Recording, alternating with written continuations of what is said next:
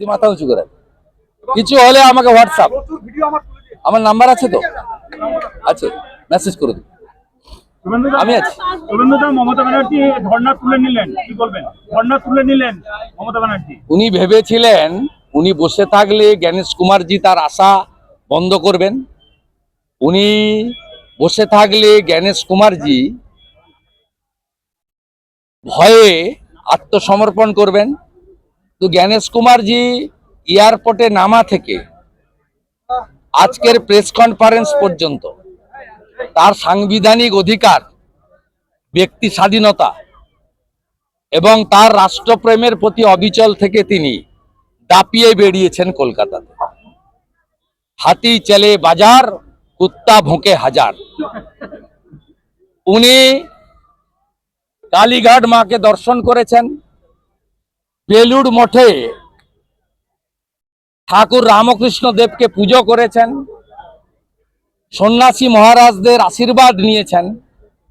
আর যাওয়ার সময় বলে গেছেন, আপনারা যখন প্রশ্ন করেছেন মহারাষ্ট্রে এক দফায় হলে পশ্চিমবঙ্গে এক দফায় হবে না কেন, খুব ইঙ্গিতপূর্ণ বক্তব্য রেখেছেন। বলেছে এটা ডিপেন্ড করে আইন শৃঙ্খলার উপরে। পশ্চিমবঙ্গে যে আইন শৃঙ্খলা নেই এই কথাতে তিনি স্বীকার করেছেন। তিনি বলেছেন 100% বুথে লাইভ স্ট্রিমিং ওয়েবকাস্টিং হবে। তিনি বলেছেন যে পুলিশ আধিকারিক এবং প্রশাসনিক আধিকারিকরা নির্বাচনের কাজে যুক্ত, তারা এতটুকু অবহেলা করবেন, দলবাজি করবেন, অন্যের দ্বারা প্রভাবিত হবেন, তাদের বিরুদ্ধে এমন ব্যবস্থা নেওয়া হবে যাতে তাদের সাসপেনশন ভবিষ্যতে কোনোদিনই না ওঠে। তিনি অত্যন্ত সঠিকভাবে পশ্চিমবাংলায় ভেঙে পড়া গণতন্ত্র, ভেঙে পড়া সাংবিধানিক ব্যবস্থা এবং হারিয়ে যাওয়া বাক স্বাধীনতা এবং বহুদলীয় ব্যবস্থার পঞ্চত্ব প্রাপ্তি থেকে তিনি বাংলাকে উদ্ধার করার জন্য বলে গেছেন। তাই উনি চলে গেছেন বৃদ্ধাঙ্গুষ্ঠ দেখিয়ে। তাই এখন মমতা ব্যানার্জির আর 5 স্টার ধর্ণা মঞ্চে থাকার দরকার নেই। যে ধর্ণা মঞ্চে ডবল ডবল এসি আছে, ভালো পালঙ্ক আছে, বাথরুমে কোমোট আছে, গরম জল আছে, স্যান্ডউইচ আছে, ক্যাডবেরি আছে, কাজু বাদাম আছে, আরো আরো আরো অনেক কিছু আছে। শুধু তাই নয়, আজকে সুপ্রিম কোর্টটাও ছিল। তিনি তালে ছিলেন 2025-এর ভোটার লিস্টে ভোট করানো। সে গুড়েও আজকে বালি দিয়ে দিয়েছে সুপ্রিম কোর্ট। বলেছেন ঘন ঘন এখানে আসবেন না, যান, চলে যান, ভাগুন এখান থেকে। অতএব কোনো লাভই হলো না, খালি হাতে উনি এখন বাড়ির পথে। চিন্তা আপনারা করবেন না, মমতা ব্যানার্জির ডেজ আর নাম্বার। শুধু কম্পার্টমেন্টাল বলে আমরা ডাকবো না, আমরা এরপরে আদর করে বলবো ইনি আমাদের প্রাক্তন মুখ্যমন্ত্রী, বাংলাটা সর্বনাশ করে দিয়ে গেছেন, এটা আমরা বলবো। সুপ্রিম কোর্টের নির্দেশ আমাদের দাবিকে মান্যতা দিল, অভিষেক বন্দ্যোপাধ্যায় বলেছেন ধর্ণা মঞ্চ। আমি ওনার কথার উত্তর দেব না। আপনারা সুপ্রিম কোর্টের লাইভ স্ট্রিমিং সবাই দেখেছেন। তিনি পরিষ্কার কথা বলেছেন যে এই অনগোয়িং প্রসেসের মধ্যে 10 লক্ষ সামথিং এখনো পর্যন্ত যারা অ্যাডজুডিকেশন ছিল তাদের ডিসপোজ আপ হয়েছে এবং সেখানে 30% মতো নাম বাদ গেছে বলে তারা সেখানে লাইভে বলছিলেন। তারপরে বলেছেন যে এই মুহূর্তে মাননীয়া মেনকা গুরুস্বামীকে বলেছেন আপনাদের কাজ এখন ওয়েট অ্যান্ড ওয়াচ। সব অধিকাংশ পিটিশন ডিসমিস করেছে। যখন বলেছে যে আপিল করার সুযোগ পাবো কিনা, তখন বলেছে 226-এ আপিলের মানে বাক স্বাধীনতা, মৌলিক অধিকার সবার আছে, সে প্রমাণ করবে। আর জুডিশিয়াল অফিসারদের বিরুদ্ধে বলেছে আঙুল তুললে আমরা কিন্তু কাউকে ছাড়বো না, রিয়াত করবো না।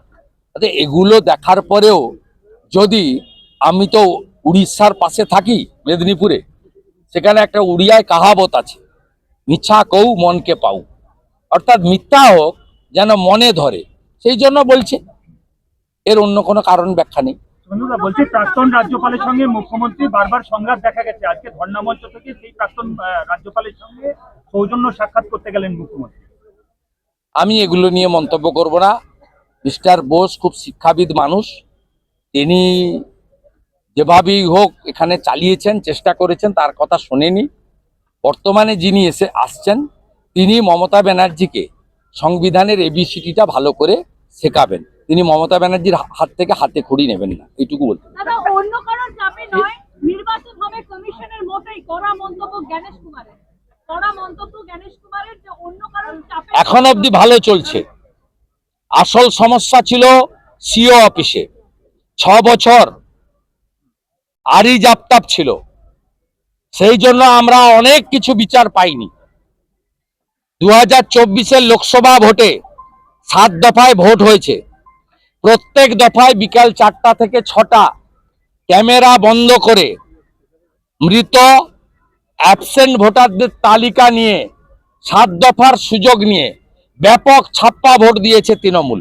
আরি জাপতাপ তার সৌজন্যে। আরি জাপতাপ যেদিন বিদায় হয়েছে সেদিনই আমরা জেনে গেছিলাম এবারে পশ্চিমবাংলায় স্বচ্ছ নির্বাচনের ক্ষেত্রে ইলেকশন কমিশন তার ক্ষমতা প্রয়োগ করবে এবং তার বাধা এবং অন্তরায় যেটা ছিল স্থাবক আরি জাপতাপ, তিনি সরে যাওয়ার ফলে এই বাধাটা দূর হয়েছে। তাই জ্ঞানেশ কুমারজি যেটা বলেছেন তার উপরে আমরা সম্পূর্ণ আস্থা রাখি, কিন্তু শুধু ইলেকশন কমিশন নির্ভর নির্বাচন ভারতীয় জনতা পার্টি করবে না।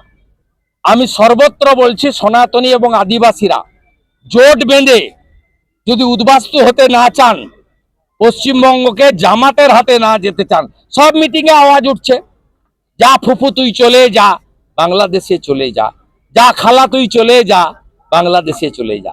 আমরা এটাকে বাংলাদেশ হতে দেব না।